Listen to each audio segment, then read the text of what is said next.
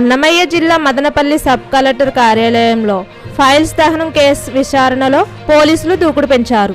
ఈ కేసును ప్రభుత్వం కూడా సీరియస్గా తీసుకోవడంతో ఫైల్స్ దహనం కేసులో విచారణ ముమ్మరం కొనసాగుతుంది.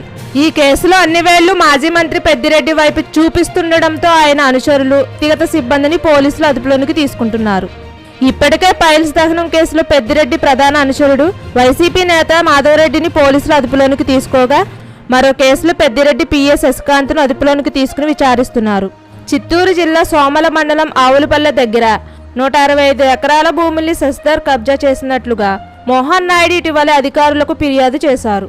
దీనిపై విచారణ చేపట్టేందుకు హైదరాబాద్కు వెళ్లిన పోలీసులకు ఆయన మొదట అందుబాటులోనికి రాలేదు. ఫ్లాట్ యాజమాని మాజీ ఎమ్మెల్యే కేలే అనిల్ కుమార్ శశిధర్ ఉండే ఇంటి తాళచెవులను ఇవ్వడంతో శశికాంత్ ఇంటిలో సోదాలు చేపట్టారు పోలీసులు. కీలక పత్రాలతో పాటు 2 ల్యాప్టాప్లను స్వాధీనం చేసుకున్నారు. ఆ తర్వాత పోలీసులు శశికాంత్ను అదుపులోనికి తీసుకున్నారు. మరోవైపు పెద్దిరెడ్డి మంత్రిగా పనిచేసినప్పుడు అధికారిక పిఏగా పనిచేసిన తుకరం కూడా అరెస్ట్ భయంతోనే విదేశాలకు పారిపోయినట్లుగా తెలుస్తుంది. తిరుపతిలోనే ఆయన నివాసం పోలీసులు సోదాలు నిర్వహించిన సమయంలో ఆయన ఇంట్లో లేకపోవడంతో అరెస్ట్ చేస్తారని భయంతో పారిపోయారని అంటున్నారు. పెద్దిరెడ్డి సన్నిహితుల ఇళ్లలోని సోదాలు నిర్వహించారు పోలీసులు.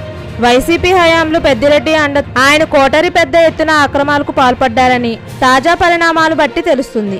ఒక్కొక్కటిగా భూకబ్జాల భాగవతం బయటకు వస్తుండటంతో పాటు మదనపల్లె ఫైల్స్ దహనం ఫైర్ యాక్సిడెంట్ కాదని తేలడంతో విచారణలో పోలీసులు మరింత దూకుడు పెంచుతున్నారు. ఈ కేసులో ఎటు చూసిన పెద్దిరెడ్డికి ఇబ్బందులు తప్పకపోవచ్చని తెలుస్తుంది.